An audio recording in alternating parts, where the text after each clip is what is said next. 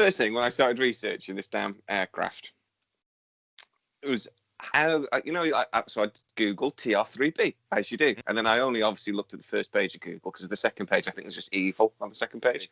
So it's the TR3-b is apparently the Aurora, the Black Manta, and the Astra, depending on which site you go to. I'm absolutely certain those are 3 different aircraft, but they're all the TR3-b. So it seems to be there's the SR-91, which was the Aurora, and that was the original, and that was started developing back in the 50s. The TR3 is the Black Manta, and the TR3B is the Astra. That seemed to be the consensus from the different websites when I was looking. But sometimes the TR3B is the Black Manta, sometimes it's the Astra, sometimes it's the Aurora. This is what happens when they don't actually release real information about an aircraft, and people just go with whatever they... Exactly. Yes. Yeah. Exactly that. Yeah. That's people and yes, exaggerating stories, basically, isn't it? Yes. When there's not much information out there, I guess. And they just desperately want to find something. It seems as well that when some people can't find the evidence they want, they might be more than willing to fake it. If you are new to my channel, please like, subscribe, hit that bell notification. It really does help us out.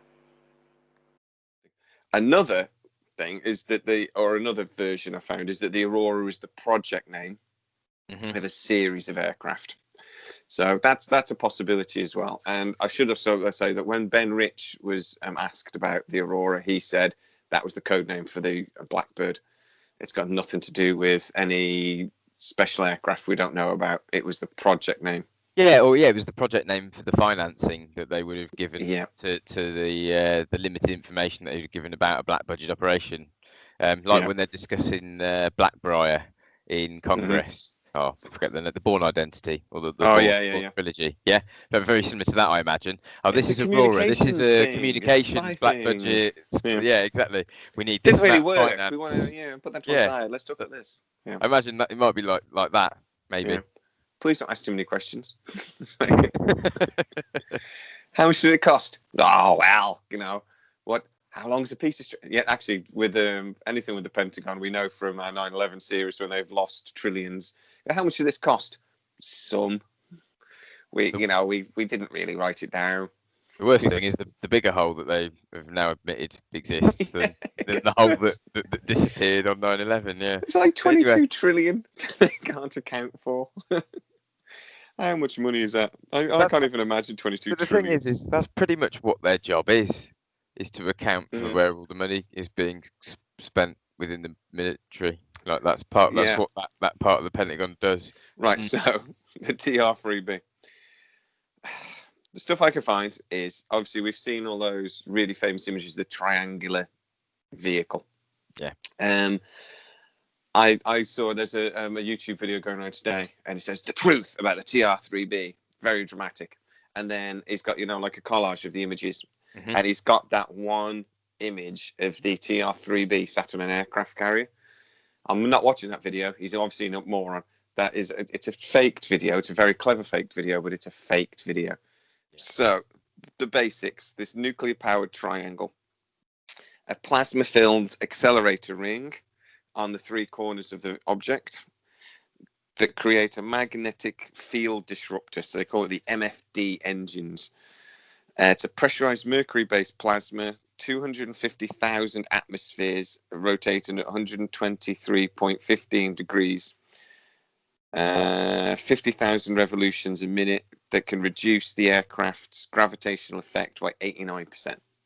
Yeah, that's what I kind of understood. Yeah, it was like in the late 80s, it hadn't completely reduced its inertial. Or it's the gravitational effects of the Earth, but it was close to. 89% is pretty much. Yeah, that's pretty good. They reckon this thing can do Mach 9 and travel and get up to 120,000 feet. 120,000. I don't see why this vehicle wouldn't be able to go into space.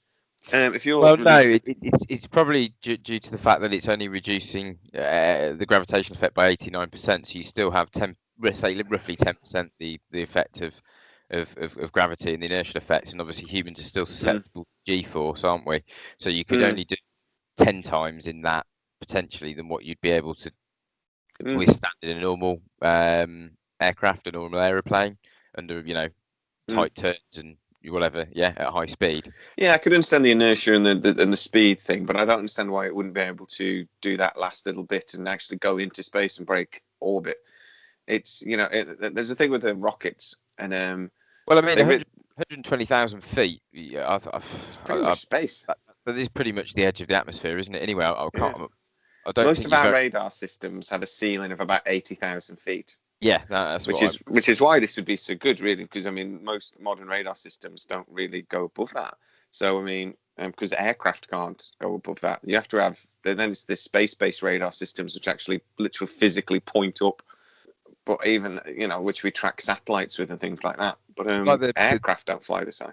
The unidentified submersible objects as well, the ones that we've seen that can do the same speed in water or air, and it doesn't make a difference, means that they've probably got anti-gravity propulsion drives that have reduced their mass or the inertia to pretty much to zero, so that they feel none of the effects of inertial space flight, and there's no G-forces on the beings flying the craft. Then you can travel incredibly fast, and the medium that you're traveling in doesn't matter. But whilst you've still got that 10% effect you're still feeling, I think that's going to be a limiting factor. And perhaps the TR3-b is one of the sightings have been going on for many decades of the TR3-b, so perhaps this is one of the early attempts to build this anti-gravity drive into a triangular shaped craft like this, and they've now perhaps refined that more and have moved on from it, perhaps.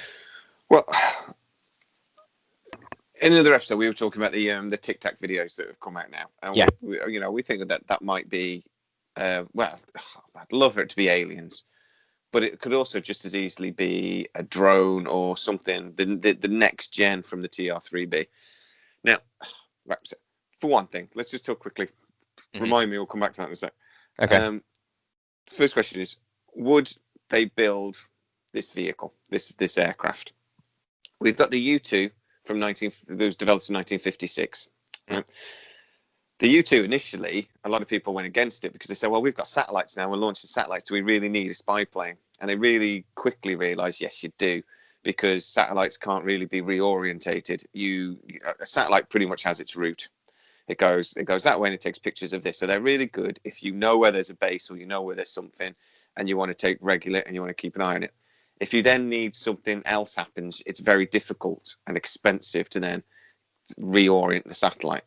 Also, with satellites. Also, 24-hour coverage. Yeah. If you want 24-hour coverage, it's very difficult to achieve because exactly you have to have very limited fuel on the satellites for adjustments, don't you, to realign satellites, and that's where the limitations come in.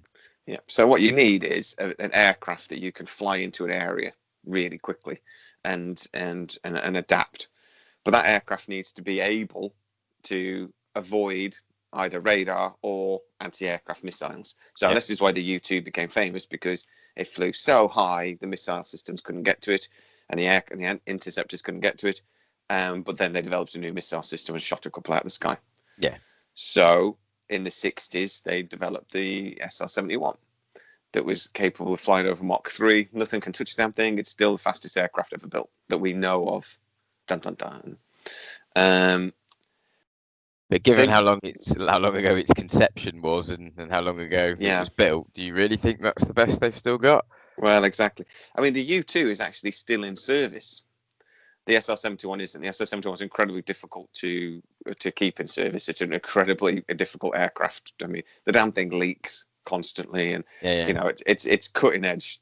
But the U-2 is still used for really like high up research stuff, and research projects and things by NASA still use it today. They then didn't really release anything that's capable of this global surveillance until sort of like the Global Hawk drone, and that was developed in 1998. It's still probably the most advanced big sort of drone, and with long range and all this sort of thing that exists today. But it's no good to like spy on China or Russia, because the thing can't fly that fast. It can't even do Mach 1. It can't fly that high. It's enormous of it. Over low, over Africa and all these places that America are very interested. It's great, Iraq and things like this. But you can't really use it to spy on China and Russia. Well, no, for that, not, you need not anybody that's nearly as well armed as you are. Yeah, no, because exactly. So you've got the satellites. That's great. You've got the visible surveillance aircraft. So things like the British used something called a Spectre, and these are aircraft that everybody knows what they are. They're intelligence vehicles. They sort of fly on the edge of Chinese radar systems occasionally. One crashed a few years ago, didn't it? It developed problems, and it actually had to land in China. And apparently there's a cable you pull. If you land and it just like burns everything, so everything just starts burning. And so they like burn this aircraft on the runway of a Chinese runway, and the Chinese were very upset at the Americans for doing that. But that's like visible stuff. And then obviously we've got the drones, which are pretty slow and whatever. There's a load of next gen stuff coming out at the moment. There's something called like a pseudo satellite, right? And it's a drone and it flies in the stratosphere, but it's solar powered. Oh, brilliant. Right, so it's capable of just continual flight then, I assume. They can do 26, 27 days at the moment. Endurance, right. That's about it. But yeah, I mean, in theory, you could. That's why they call them a pseudo satellite. They go really, really high, and they could, in theory, sit there just circling for days and days. The Global Hawk's range is only about 16 hours. So these things to go like 25, 26 days is pretty good. They're talking about having these for like civilian purposes, though, not just military. They can, like if there's you got a weak spot in the Wi-Fi for whatever reason, they could put one of these up above you, or they're developing blimps and stuff for that sort of thing as well, aren't they? But Amazon will probably try and get you delivering your packages through one if they get half a chance, just like dropping from the sky, just land on your doorstep, parachuting in. And we've got these and now they're developing the Orion, which is the next gen from the Global Hawk drone, which again has the sort of range of a couple of days, but it can carry weapons and stuff. So the Americans like the Orion, and that's again a big drone. And then we got all the hypersonic stuff. Now this is the stuff we know about. So hypersonic, Mach 8, Mach 9. The Russians are trying to turn it into a ballistic missile, which is really good non-nuclear. You get a really, really heavy tip, and you shoot it at like Mach 8 or Mach 9, and when it hits the ground like a meteor, and creates an explosion nuclear style, but without any of the fallout. And it's completely illegal, but they're developing it anyway. And we have no defense against that. Can't stop it. It's like the Karate Kid with his. It's like stopping an asteroid or a meteor. Meteor is the same thing, isn't it? He's traveling that quick. Yeah. The speed is the weapon. How fast it travels is the weapon. And therefore the kinetic energy that it's got by the time it impacts the target. Scary. Exactly. So the question being then, would the Americans have built the Aurora or the TR3-b? And I would say, From the late 60s, they had, or late early 70s, they had no spy plane, basically. They put all their eggs, I know they had the stealth, and they had stealth bombers and things, but they had no, that we know of, surveillance vehicle that could actually go into China, go into Russia. They apparently had nothing, according to the official sources. I don't believe that for a second. It's almost like there's been a black hole for the last 60, 70 years or so, isn't there, when you really think about it? A black triangular hole. Dun, dun, dun. It does seem that way, doesn't it, when you think about it? Not just from this perspective, from the advancement of military vehicles. It's all gone, that's all gone dark, but yeah, there's a lot of other things for the last sort of 70 years that have been, quite dark and considered conspiracy theories. I think that that X-plane that NASA keep launching and don't tell anybody what it is, and it's like a little shuttle. Looks like a little shuttle. And it keeps going up. Is that the one? Is that like the scramjet? No. No. It does just look like a mini shuttle actually, but it goes up every so often. NASA won't tell anybody what it's doing. And it goes up for months and then just comes back down. And I would think that is I would think that's a spy plane myself. Because you've got satellite capabilities, but enough fuel that you can put it wherever you want. Yeah. And the fact that they aren't telling us what it is says to me it's some sort of military vehicle, some sort of military practical purpose. Even though NASA shouldn't really have military purpose for one of their vehicles, you'd think. Yeah, I think the Air Force operated, but NASA built it. But the Air Force that operated. makes sense then. Right, that makes much more sense then. Yeah. Which they do things like that for the military all the time. They do little projects for them, but it has to be like you said, it has to be non-military applications in theory. But yeah, they don't. I mean, the Skunks works with NASA all the time because they've got some of the best engineers in the world at the end of the day. So. Yeah, exactly. And you need your best, don't you, on the cutting edge stuff? Yeah.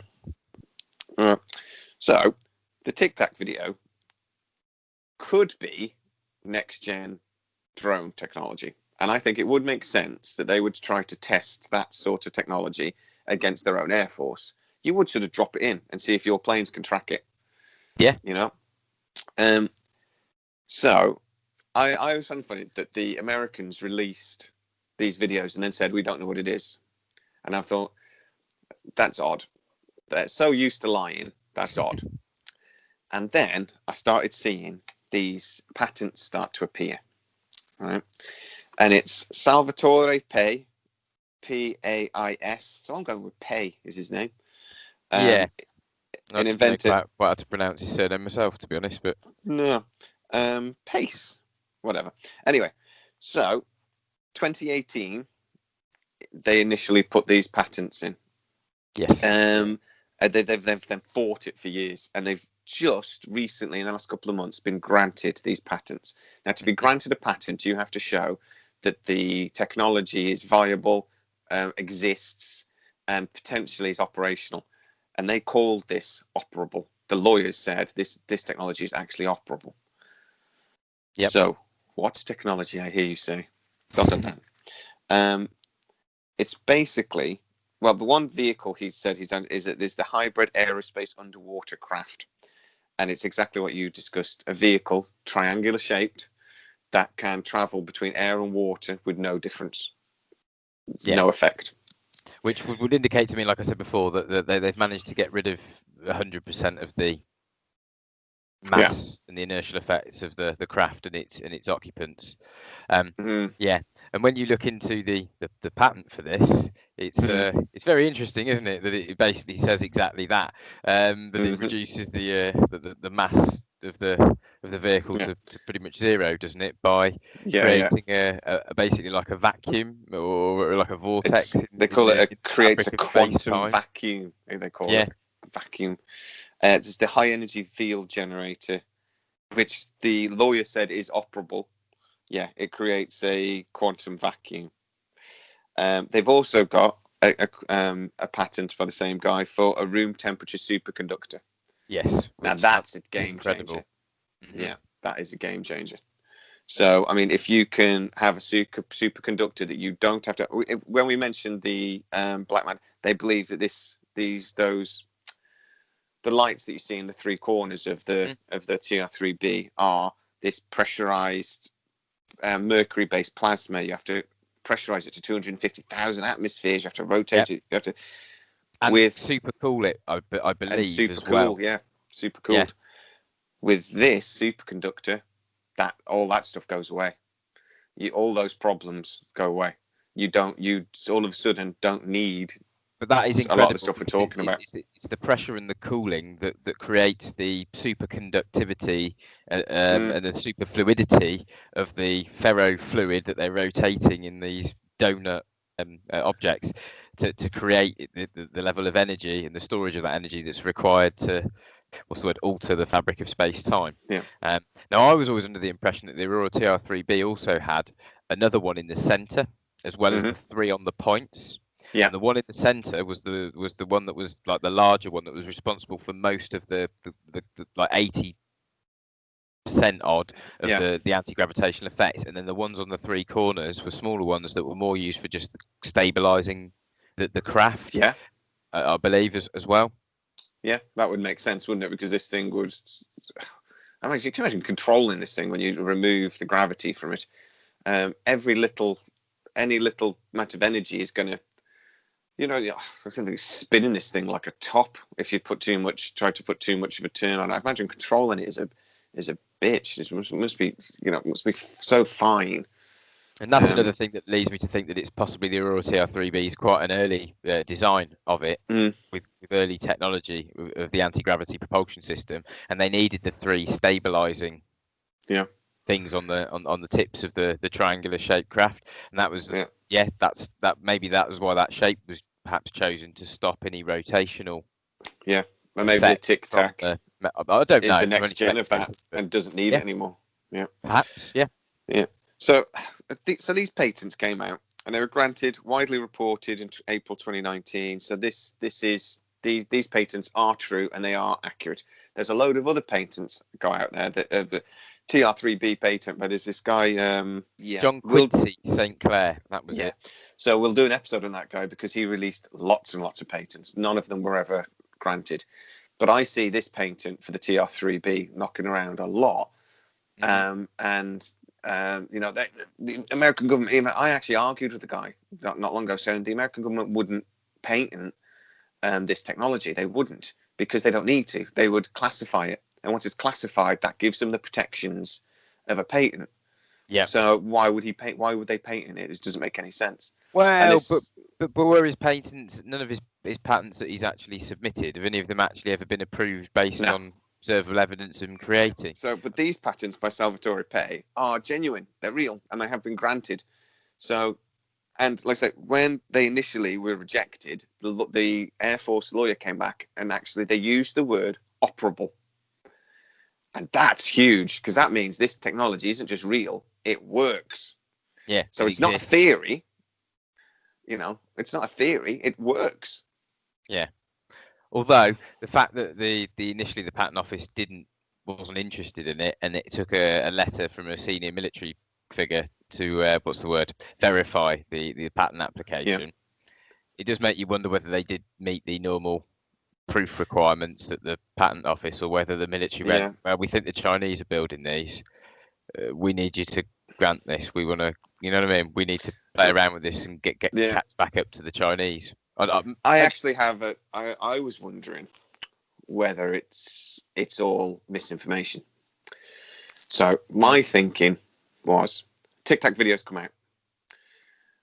They've been banding around for years and building up. Tom DeLonge comes along, gets these videos, gets enough public interest in them and enough political interest that the government have no choice but say, okay, these are genuine videos and we don't know what these vehicles are. Then they start drip feeding us information like these patents, because like I said, they could just make these technologies secret. They could classify them, and that gives them the protections. I don't see why they would patent them unless they wanted in the public domain. Yes. So by putting it in the public domain, are they building up? Are they, getting us ready to go? Actually, it was just us. It's a secret technology, and they just put in with these patents. They just put in enough doubt in our minds, say it's not aliens, it's us. And I generally thought that was a hoax. I was certain it was a hoax until basically they were granted. It was all over media. I found it on mainstream media sources. So it is genuine, but it doesn't sound real. It's like, if you critically think about it, it's like, that's because that's not just like a next step, that's a quantum leap in some of the technology we're talking about. But I do feel like we're being set up. It's just my instinct is that we're being set up, but we'll see. I think I said last video, is that they've said they've done the weather balloons for years, and now they've realized people are cleverer than that. They're not stupid as they used to be. We're going to have to come up with a better weather balloon. And they're not buying it anymore. They're not buying it anymore, so we're gonna have to come up with a better bit of bullshit. And I feel that may be what's happening here. Maybe. It would have seemed weird if they've operated, well, as I personally believe, since the 40s and 50s, since the Roswell incident. They've probably been reverse engineering, down craft. If they've kept it quiet for all this time and kept all this technology under wraps, why would they now suddenly or even since the early 2000s in the case of John Quincy Sinclair, the patents with him as well. Why would they release?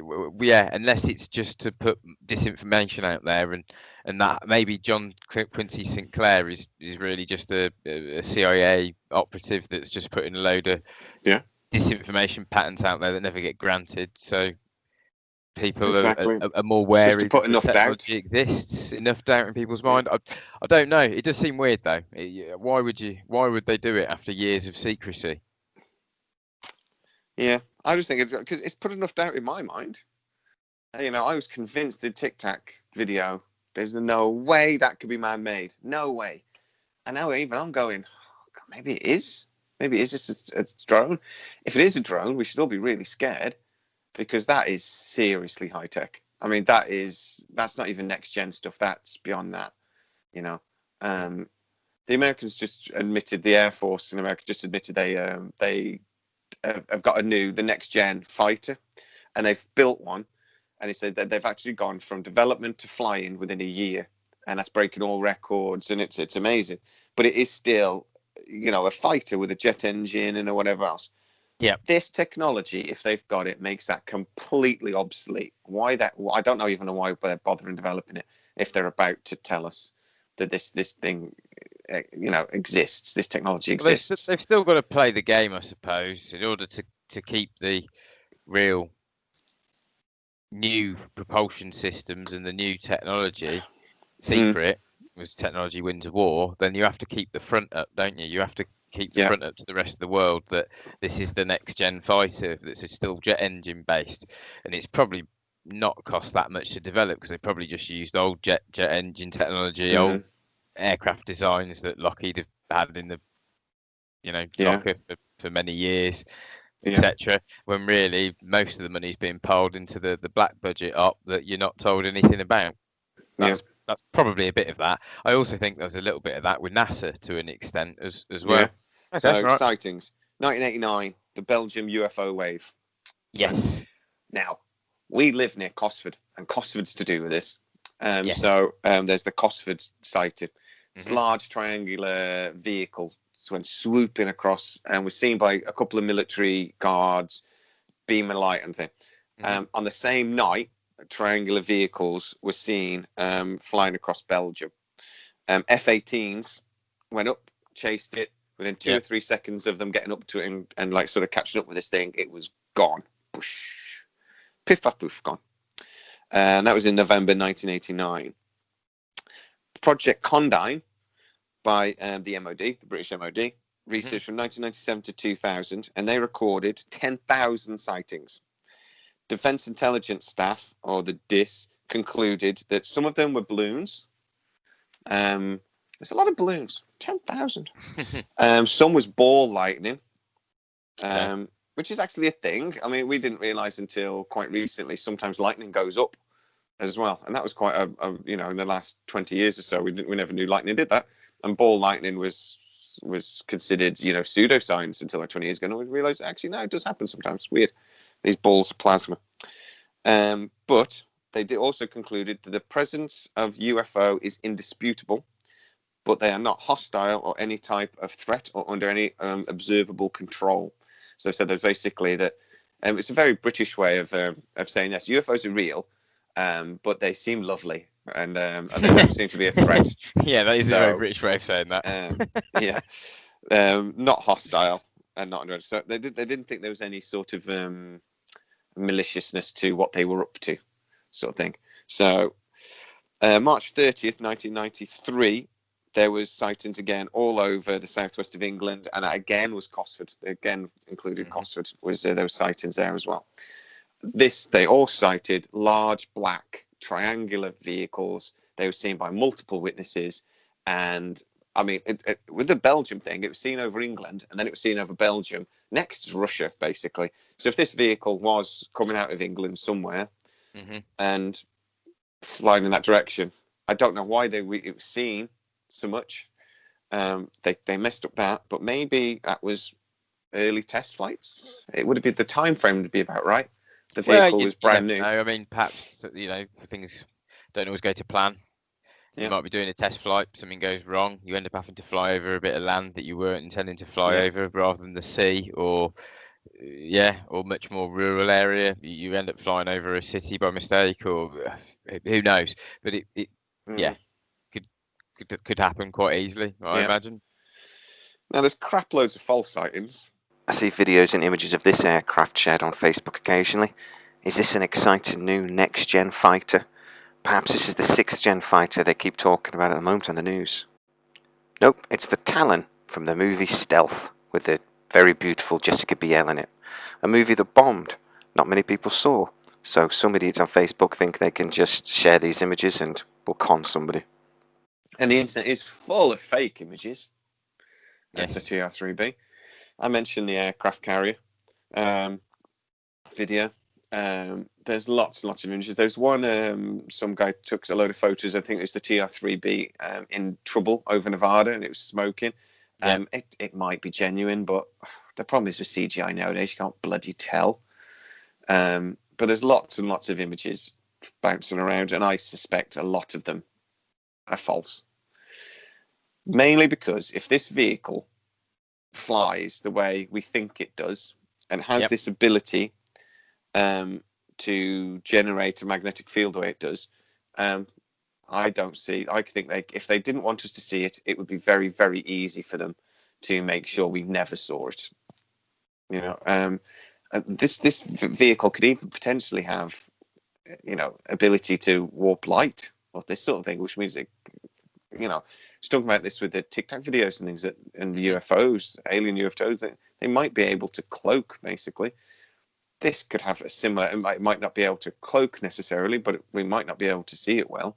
Well, if it's got a propulsion system that has no heat signature, and then it's got, I don't know, some kind of material made of perhaps, quasi-crystals, which we know that the military already has applications for stealth technologies on vehicles using quasi-crystals. It's not beyond the realms of possibility that they've got a stealth craft that has no heat signature that's capable of hiding itself using this quasi-crystal technology. So, I'm fully on board with that. Yeah, that could probably already exist. Yeah, most definitely. Can you remember the guy that was in the Disclosure project and he talked about the Dolce base, but he also talked about I can't remember his name. I knew his name as soon as I said it. But I can't think of his name either. No. The Dolce base. Yeah. So we talked about where these vehicles, where the technology for these vehicles came from. Right. So he suggested that these were alien technology. No, he didn't suggest. He said blatantly there was alien tech. He said we have these titanium alloys and these other materials that are straight out of the alien playbook. So crashed vehicles, even as early as the 1903, 1904, when we found them, we've been collecting this material for years and trying to develop it. He says the Blackbird was built out of a lot of this titanium alloy, and all of our the stealth materials, because they have like coatings on the stealth vehicles and things to help absorb radar. He said that's all alien tech. And I think we can see that if they've got anti-grav tech, it's going to be inspired by something, isn't it? So if we're going to, like talking about Bob Lazar saying about how they've got these 7 or 8 vehicles, are we looking at alien technology? Or a human version of alien technology? I'd say reverse engineered alien tech. So it's humans analysing their tech and then being able to reproduce it, which obviously does take considerable time when they're more advanced than you. I mean, the rumours on the internet, there are a lot of the advances in terms of like digital tech, circuit boards, transistors, fiber optics. A lot of they're saying, has come from the reverse engineering, but how true that is, who knows? But they wouldn't release all of the tech immediately if they did find a downed vehicle. They'd have to reverse engineer it for a period of time before they understood it, and it would be almost drip fed into society, wouldn't it? It's not just understanding, is it being able to replicate it? Because one of the things about the TR3-b they talk about is that it's nuclear powered. So it's got a nuclear reactor on board, which, and in any airplane ever, is a terrible idea. Even though the Americans have tried it a few times, they wanted to build it in the 50s and early 60s. It built a nuclear bomber. So they're saying the center engine's nuclear powered then? Yeah, well, nuclear. I thought it was an anti-gravity drive in the center as well, but okay. Yeah, but it'd be still an anti-gravity drive, was powered by a nuclear reactor. But that would make sense to me, because if we go back to Bob, and it is like element 115 or whatever, or an antimatter drive, that might be beyond our ability to replicate the fuel. So in that case, we'd have to put a hybrid. We'd have to hybridize it when we use our technology to power it, sort of thing. That's what we've got that can generate enough power, basically. And that's maybe why the supposedly it only negates 89% then of the gravitational force, because we haven't got the power source that's powerful enough yet to push that last 10%, and that last 10% will be exponentially harder to gain, probably, in terms of the power requirements than the, do you know what I mean, the first 90 for a smaller bit. It's like the sports cars, right? So I mean, the Bugatti Veyron came out and did like 220 miles an hour with like 1,000 brake horsepower. And then they released the next one, and to only get another 10 miles an hour, they had to add another 200 horsepower to get 10 miles an hour out of the thing. It could be a similar thing, isn't it? That the more you do, the closer you get. Rockets are the same. To get out of thing, to lift another 100 kilograms, you have to add a massive amount of fuel. You know, so it's like it gets to a point, there's that exponential thing where the weight of the rocket gets to a point where you cannot add enough fuel because of the weight of the fuel to account for the extra weight, and it just won't get off the ground anymore. So there's a weight limit, isn't there, on rocket propulsion? Most definitely, they can actually get to escape velocity and out of the Earth's atmosphere. Yeah, most definitely. So I've always wondered that if that's the problem, basically, is that we've got this. We don't have a power source capable of driving this thing, so we have to do it with our tech. So we have to hybridize it. But then, if these patents are right, they're getting closer to it, aren't they? They're getting closer and closer. Yes. You know, so. Oh yes, with room temperature superconductors, that will be that's huge. That I didn't know about until we researched some of the sightings of triangular shaped craft, haven't there? Like the Phoenix Lights incident was massive, wasn't it? Where 10,000 people saw a triangular shaped craft the size of a football field. But I don't think it was it supposed to be the exact same shape as the TR3-b? I'm not sure it was. It was more of a V. Was it like a V shape? Yeah. They said, which again is perhaps a different craft and not really this TR3-b that we're sort of thinking is more of the solid triangular, equilateral triangle design. And again, if that was a man-made vehicle, they're pretty thick because they flew it over a major city, which is I'm not sure what they were thinking there, unless the vehicle again was in trouble for some reason. It was mechanically in trouble. I mean, and there are lots of reasons why it could have happened, but it's a massive vehicle. If they've got a 200-meter wide sort of vehicle, which is again, when in the Cosford incident in '93, a man saw it a little while later near Cannock Chase, and he described it as massive. He described it as he estimated it was 200 meters wide, a V-shaped vehicle. If we're using something like that, that's not. I don't believe that would be terrestrial reasons. That is secret space program stuff. That is massive. The only reason it's too big to be a bomber. It's too big to be a spy plane. It's too big. The only thing I can see that is transporting stuff into space and maybe bringing it back. It's a space. It's too big. It's a spacefaring vehicle. It's interplanetary or possibly interstellar. Yes. Yeah. I tend to agree. The size of the supposed craft that was, enormous. It's huge. Cannock Chase is a bit of a hotspot, isn't it, as well in the UK for UFO activity. We should probably. I did a video on it. I did a video on it because I just went for a hike and I thought I'll do a video. Why not? What I'm here. Why not? Yeah. Pigmen, werewolves, all bloody sorts. Loads of UFO sightings. So what do you think then? TR3B or the Aurora project as a whole? Real? Yeah, I'm hedging towards it being a real thing. There's just too many sightings of these craft, in particular where we've scrambled fighter jets and we've got it, military footage of these craft that we know's real. Yes, there's a lot of fake stuff out there related to this particular shape of unidentified flying craft, but as Nick Pope from the Ministry of Defence said, 95% of what you see is going to be misidentified stuff. Aerial aircraft that they're just unaware of, rather than being deep state aircraft. What else? Unidentified weather phenomenon.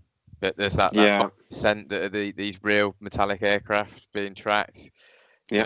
Sometimes some of them it's going to be us. Some of it's going to be something we've built. Man-made. And some of it could well be perhaps intelligent beings from other planets, other stars visiting us. It could be a bit of both. I still think there's going to be a bit of that in there. I think definitely. I think definitely there will have been a series of aircraft, and whether it's called the TR3-b or not, I don't know. Or these Black Manta, I don't know where they always get these names from. But I suppose insiders discuss airsoft. But the TR3-b and the Aurora project, proper aerospace magazines have done spreads on this thing, saying that this triangular vehicle probably almost certainly exists.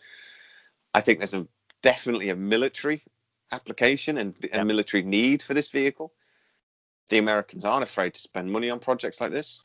They, about telling the public about them, and they don't tell the public. If the technology is the sort of technology we're talking about, they wouldn't release it unless they absolutely had to. They would want their enemies having it. They want to remain the police state of the world. Yeah, most definitely. And they'd be very worried about China and Russia trying to replicate it. Yeah. So what are they publicly developing right now to fill this gap of a strategic reconnaissance aircraft? Well, meet the SR-72. Using ramjet technology, this thing might be able to go over Mach 6. The plan being that they could get this aircraft anywhere in the world within an hour. And unlike the SR-71, it won't just be there to spy, it would also be there potentially to deliver weapon systems.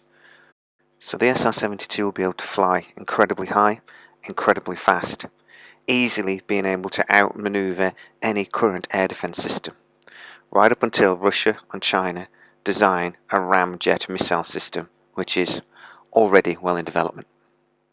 I mean, the one thing I've just thought of that we haven't really mentioned was remembering back to Alien Scientist and one of his videos where he was discussing anti-gravity many years ago, and he was talking about the scientists that I think Eugene Paletnikov, like a Russian scientist that had demonstrated some anti-gravitational effects from rotating superconductors in some of his research. And there was another a lady, I think it was perhaps a Chinese woman or an Asian woman called Nina, I believe, something.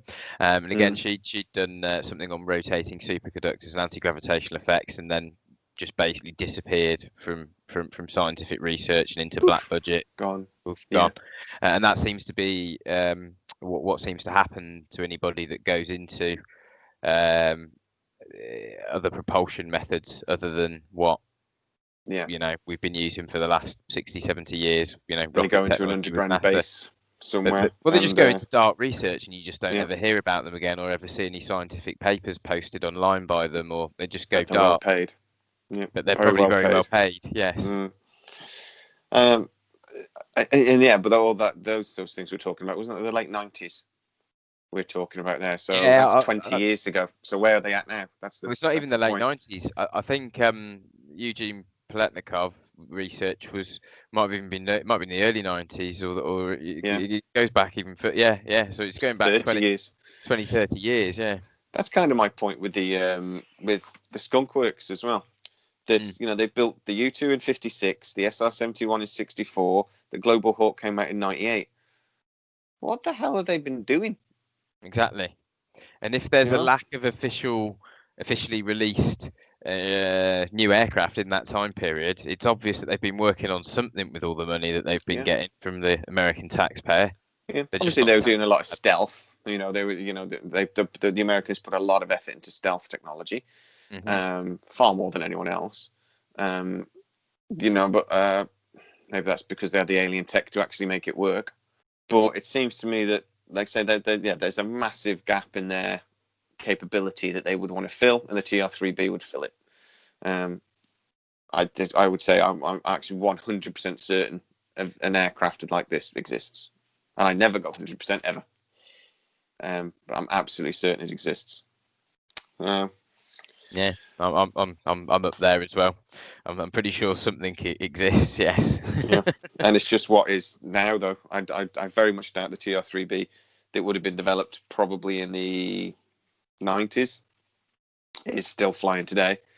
It'll be something else, but it'll be probably a drone. It might be, although I think the military have always liked to have manned craft, haven't they? Especially when they've spent incredible amounts of money developing these top-end next generation aircraft. I think they prefer to rely on a human than just rely on automated computer systems. I mean, for fighters, they were talking about, we could just have drones now. We don't need fighters. And now they're saying, I think they're always a little bit worried that you could block the signal, the control. So that's why we've got AI. But then you potentially lose control of the aircraft. So what they're actually trying to develop now is drones that will work in synchrony with a manned aircraft. So we'd almost have like a wing. So you'd have the manned aircraft and then you'd have the drones. So that stay together, sort of thing. So they work together. And that's sort of the way we're going. Yeah. You've got a spy plane like this. You wouldn't really be able to block it because it's high enough that the satellites could almost constant like eye to eye line of sight with the vehicle at all times. So blocking it would be pretty difficult, but you don't know. At the end of the day, if you could block the technology, you can't block a human being. You know, a human being could always fly that thing back, or change or adapt to the mission parameters better than a computer. So I think the TR3B would have definitely been manned 100%. Yeah, exactly. Yeah, so I think they're quite wary of making them completely unmanned, unless they've already driven like the cost down, like they have done with perhaps the drones the Americans use at the moment, what the Reaper and the. Yeah, they're almost throwaway compared to fighter aircraft. They're much less. The Global Hawk is the big one. The Reaper is the littler one. They probably don't really care, do they, about losing those drones? Not so much. They're still, multiple millions of dollars, but yeah, I mean, but it's not like it's one super specialist aircraft that's cost hundreds of millions or billions to produce. It's developed, I think they're becoming more commercially viable, aren't they? And therefore the loss isn't as bad, and therefore they'll be more willing to have them unmanned. So I think with all the like the cutting edge technology like this, that they probably would be manned. I don't think they'd want to. Yeah, it's that adaptability, isn't it? Like we said.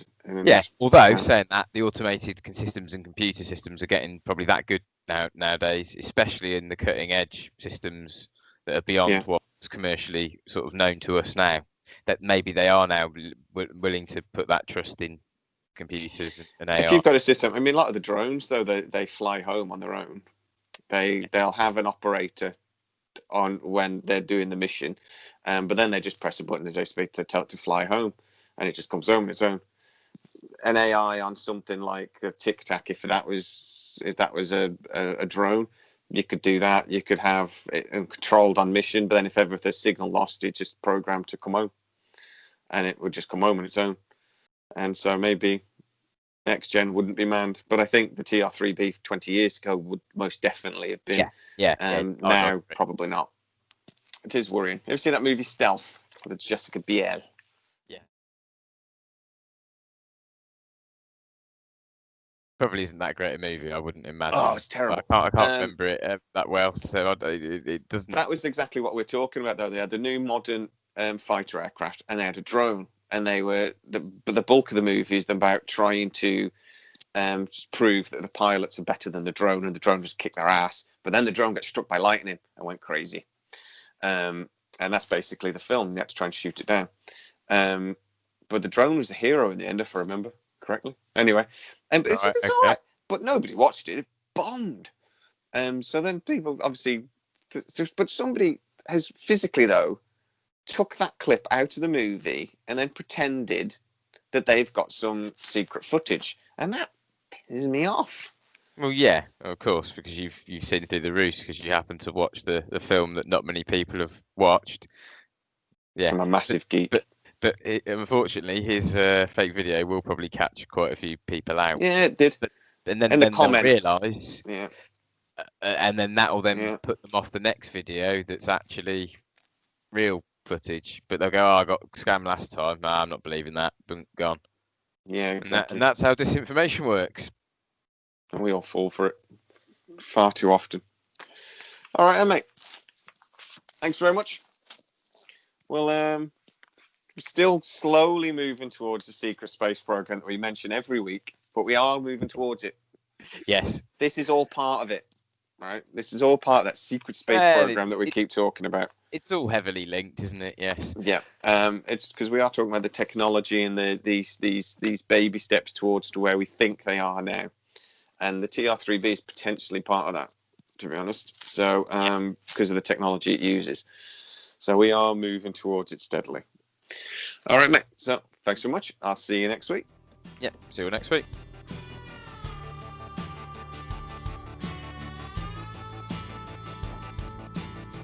Shouldn't just realise how dusty stuff is.